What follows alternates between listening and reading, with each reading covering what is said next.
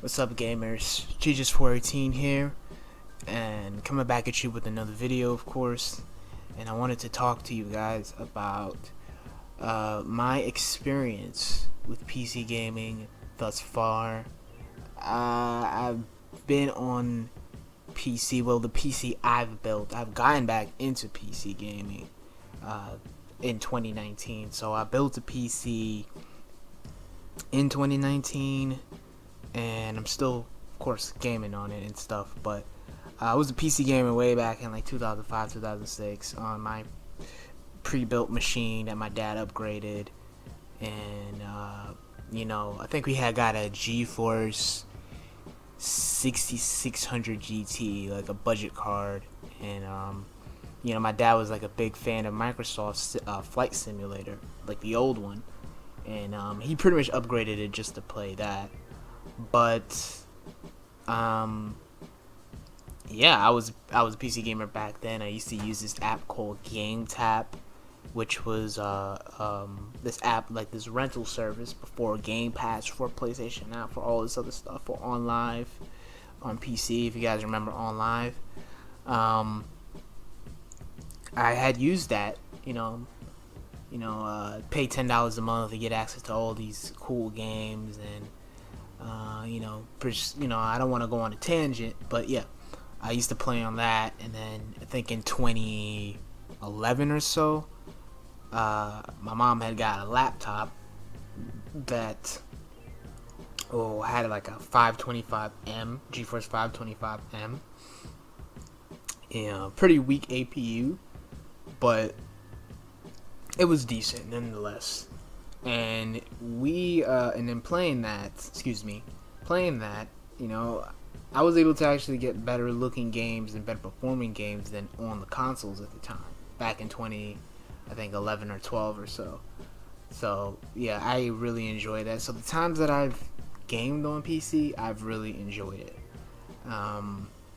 And I did that for about 2 years or so, maybe 3 years, maybe. I'm not exactly sure how long that was, but I was playing emulators. Like, I think I remember playing Resident Evil 1. I was trying to play Resident Evil 1 remake because I had gotten Resident Evil Code Veronica X, for PS2 around summer of 2014, and I loved that game so much that I pretty much wanted to play all the other Resident Evil games in the series. You know what I'm saying? So I was trying to, since I didn't have any kind of Nintendo console, and at the time they didn't port over Resident Evil 0 or Resident Evil 1 remake. So I tried it out on an emulator, on a Dolphin emulator, and yeah, it wasn't really performing that well, but there's like a lot of slowdown and stuff. But I still was able to play the game and stuff like that, so I appreciated that at least. But yeah, I'm going on a tangent. But yeah, I played on PC in the past, but this is the time that I've got really serious. Last year was the time that I got really serious. I started out with a pre-built, a pretty bad pre-built, like a $350 pre-built. It had an i5 2400S and a GTX 1050 Ti. It was pretty bad. 1050 Ti was a good card, but decent card. But the CPU was just bottlenecking that 1050 Ti. You know what I'm saying? So I had upgraded that. I had gotten a 3770K, and yeah, it's like, it just wasn't enough. So I ended up like upgrading it, and I think I got a 2060 that was like $350. And then I also got some RAM. That was like 16 gigs of RAM, DDR3, because that's the only thing it could support. And then I got some other stuff too. But I just ended up upgrading it because it wasn't doing what I needed to do. You know? So, like, I ended up getting a new motherboard, getting a new CPU, new GPU, getting pretty much new everything. You know what I'm saying? And I just ended up building a new system. You know? And I just felt like there was no point in having a weak system, you know, just to save money. You know what I mean? You might as well get a decent system. So it's best when you're building a computer, it's best to budget it. It's always best to budget the parts you get. You could just buy things over time. You don't have to get everything at once. You know, see, people think it's expensive because they see $1,000 and it's like, oh, that's a lot of money. But you can get everything gradually. You know, so that's what I did. I got everything gradually. You know, I got the RAM gradually. I got the CPU gradually, and I got an i7 8700K. So yeah, that's a pretty good CPU, you know. And 2060 for 350. I think it was like 360 or 350. Yeah, and yeah, it's a decent card for the price. You know what I'm saying? You know, pretty much killed my interest in consoles. I'm just gonna say it like that. Like, PC gaming, building and buying parts and, you know, customizing the computer and stuff, just like, it pretty much killed my interest in game consoles. Like, there's like just no point at this point in getting any kind of consoles. Like, I'm not even interested in the PS5 or anything like that. So yeah, man, it's just like there's so much things you can do, from emulation to playing old titles from like 10 years ago and stuff like that. There's a lot of customization. You can record, you can stream at whatever frame rate you want, whatever resolution you want.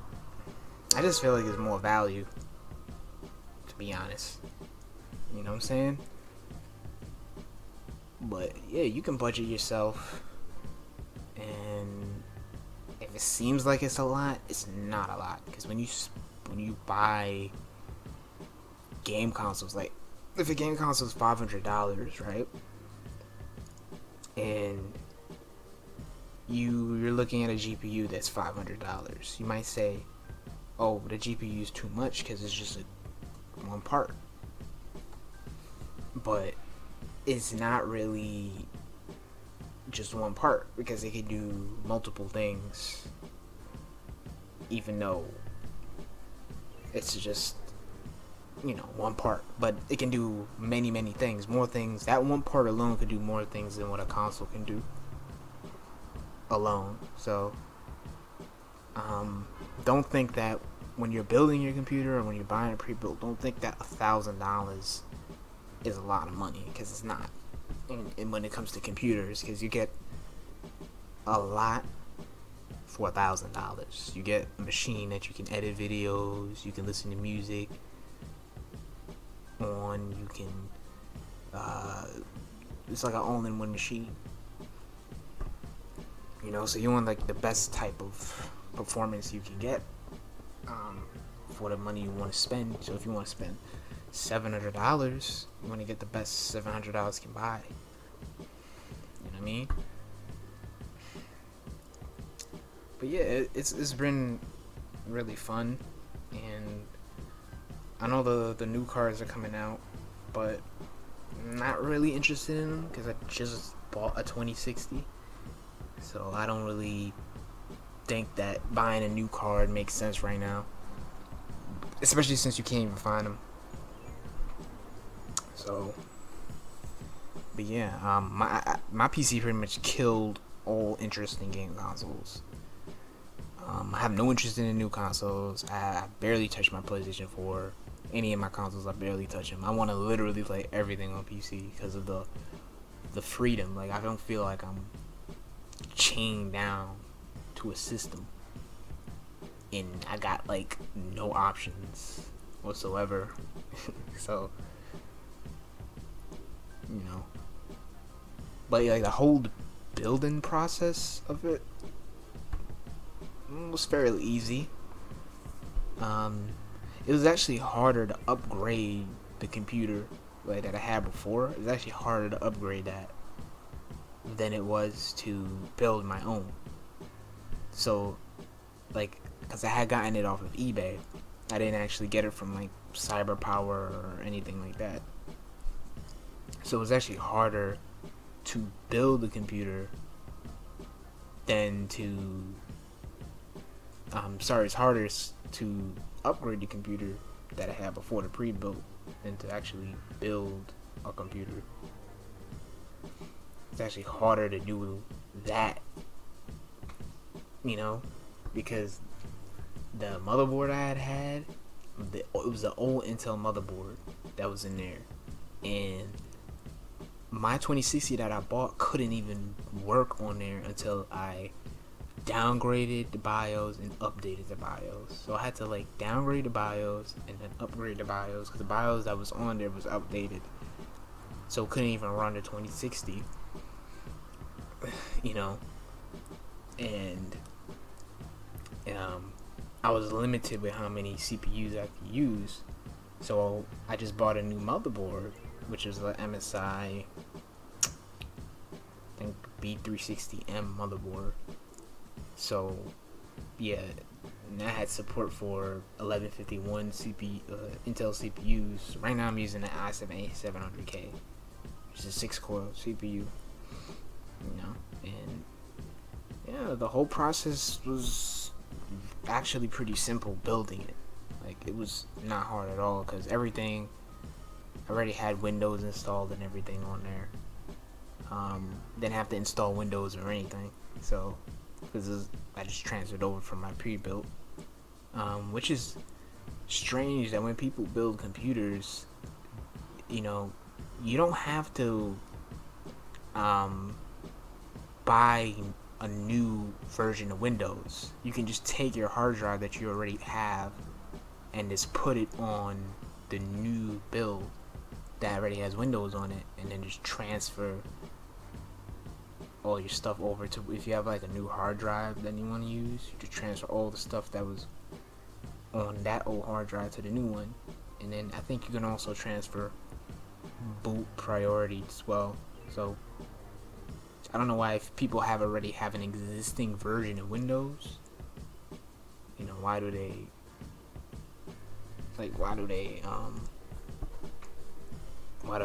buy a new code or whatever to activate? It kind of makes no sense, but